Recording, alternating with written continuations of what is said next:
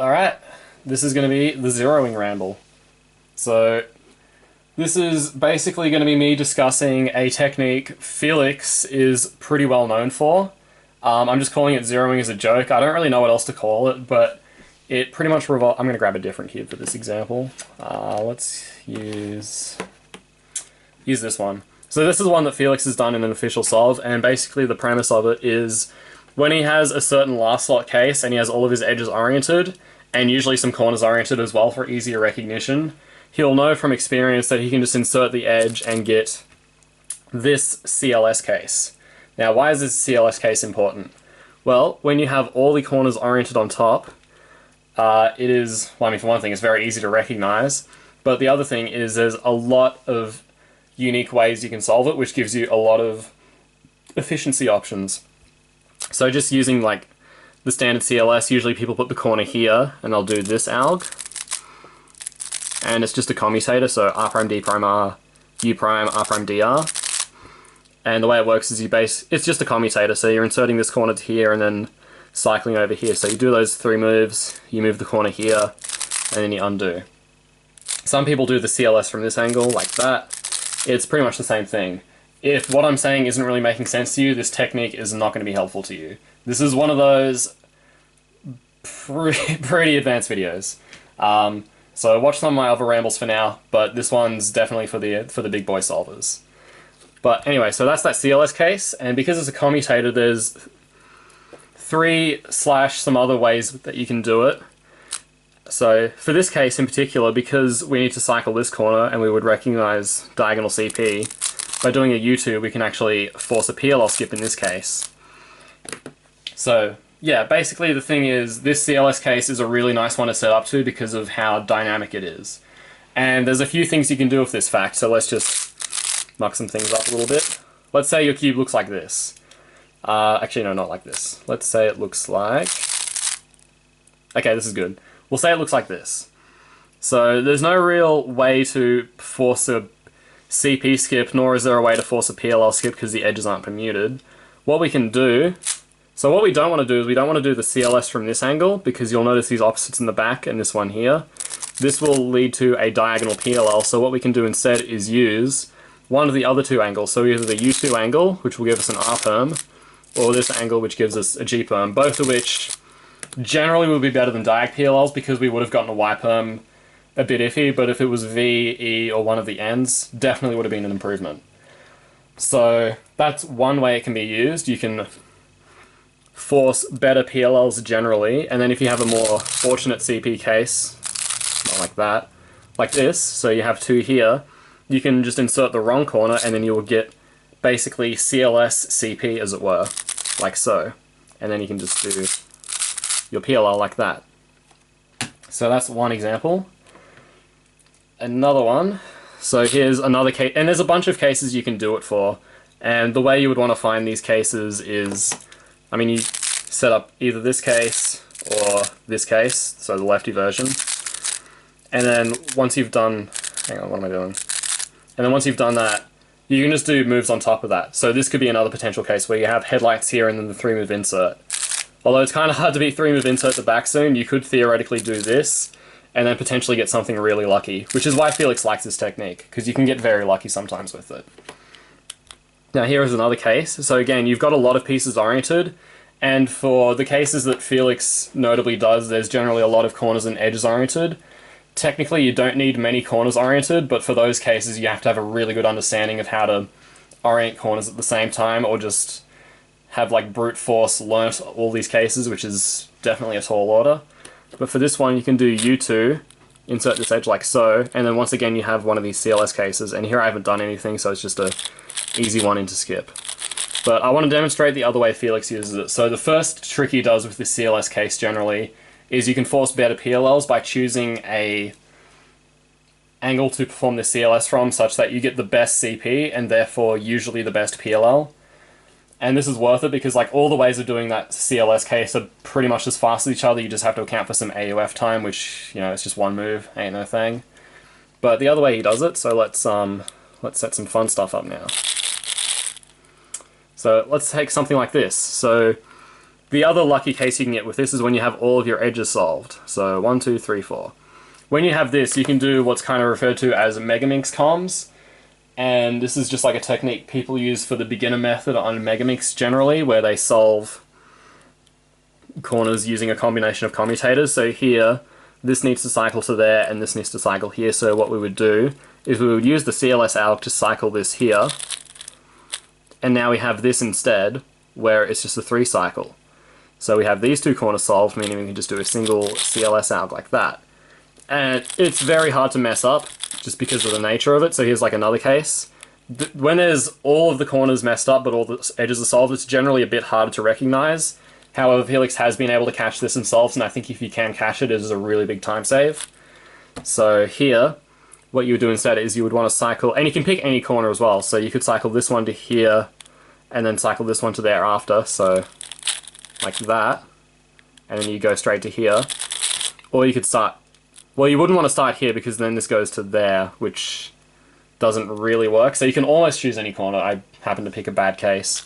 So any corner that doesn't go to the yellow corner, basically. So you could choose this corner as well and take it to here. And actually, that was kind of a bad choice. Whoops. So maybe the zeroing thing isn't actually that perfect. This is probably a case where I don't think Feliks would opt for this strategy. But realistically speaking, what am I doing? Yeah, so if you cycle that, actually, maybe the way Feliks recognizes it, I'm kind of just speaking out, or thinking out loud at the moment, because this isn't a technique I use too much personally, but I'm just kind of explaining the potential benefits of it. So maybe the way Feliks recognizes it is he sees this corner here, and he tries to solve this one first, because that would, I think that would be consistent across all cases. I'll try setting up another one. Something like this. So, I guess you can't choose any corner from the U layer. You have to be a bit intelligent with it. So the recognition probably is a bit harder than I led on earlier. For this specific case. For the one I showed before where you're just influencing CP and not worrying about skipping PLL, it is a pretty useful technique, or I'd say very useful technique rather, with easy recognition. This more advanced one that Feliks has done in solves is a bit harder to catch for the 5 cycles. For the 4 cycles I think it's pretty brain dead. But 5 cycles you have to check this corner here. So like you couldn't just do this corner to here for instance, because then you have another kind of ecomy case, and you want to get to a 3 cycle as quickly as possible. So you really want to put this one in first, which goes here, and then cycle this one over to here, and then now you have a 3 cycle, like that. So that's pretty much why, well, that's pretty much the zeroing Feliks does that people tend to refer to as zeroing, when it's really just setting up to that specific CLS case, which happens to be very, very dynamic, meaning you can always influence PLL and occasionally skip it, and also do so very efficiently and with little recognition problems. The main recognition problems are when you're skipping PLL for the edges solved cases and you happen to get a 5 cycle. But regardless, it is a very good technique. I'm just going to show some other examples for fun. Here's another random F12 case. We've got this pair and then this corner's to the right, so it's not headlights. You can just go here, insert the edge like that, and then you have the CLS, the good CLS, the zeroing CLS, as it were. Here's another one. I believe Feliks used this one in his 4.7 not even official PB single back in like 2017 or 16 or something. Basically just inserted the edge like that, and then again he got the good CLS case, and he did zeroing, but it's really just a good CLS case like that. So that's a couple things you can do with that idea. Another thing I want to talk about that's semi-related to the idea, this is getting away from the CLS side of things and more the recognition side of things.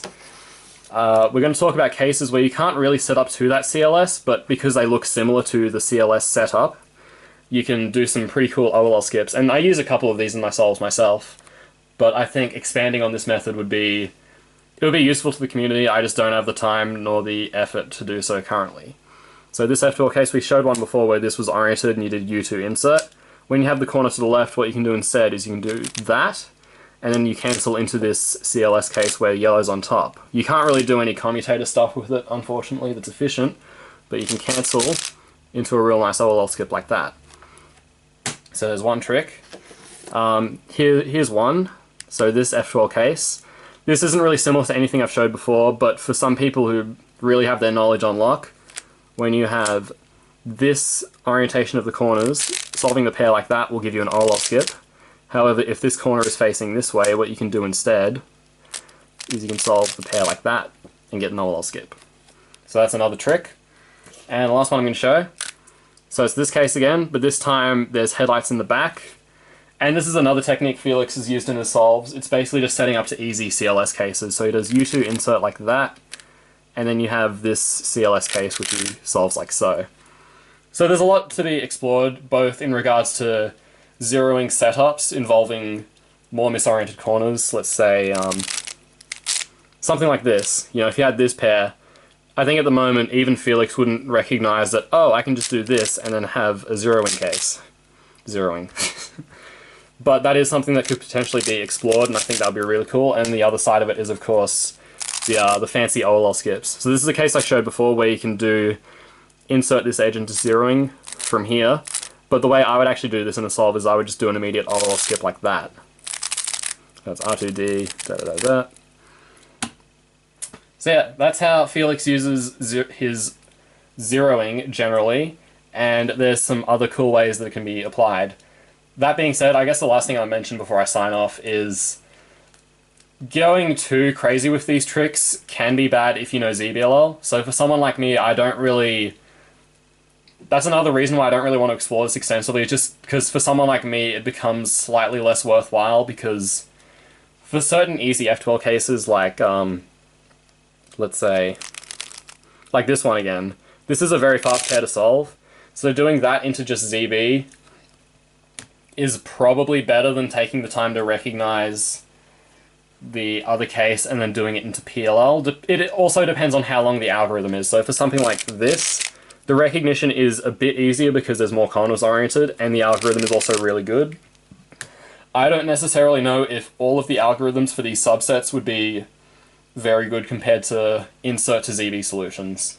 So that's more or less why I'm not exploring it. I'm not just trying to like be lazy and bad to the community. I just don't think it's that worth it for me, so I don't have that level of personal incentive to do so.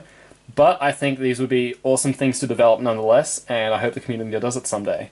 So that's how Feliks does his zeroing. There's some ideas on how he could do more zeroing, and there's some ideas related to the zeroing that aren't zeroing that could also be very cool. Let me know what you think.